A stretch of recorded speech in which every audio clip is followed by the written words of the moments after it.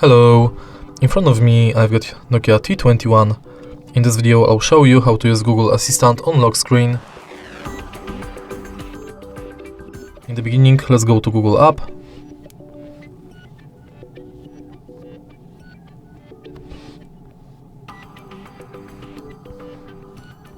Go to menu and enter settings. Now go to Google Assistant, voice match, tap get started, next, agree and continue. Now let's try it out. Hey Google.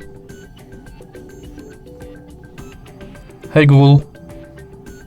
Sometimes you'll have to retrain the voice model, so let's go to voice model, retrain, and now say, okay Google, what's the weather tomorrow? Okay Google, remind me to water my plants every Monday. Hey Google, make a call. Hey Google, set a timer for 5 minutes. Tap finish. And now let's try it out again. Hey Google. Now we are sure it's working. Let's go back. Enter lock screen. And now enable this function.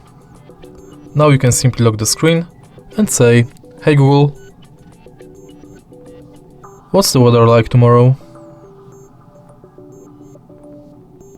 And that's it. If you find this video helpful, please leave like, comment and subscribe.